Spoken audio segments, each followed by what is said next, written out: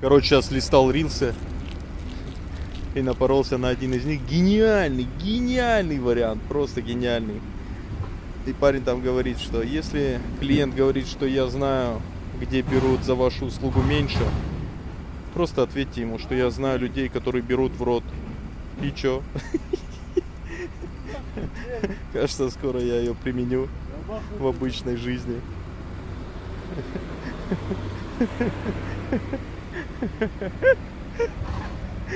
Одна из граней агрессивного маркетинга.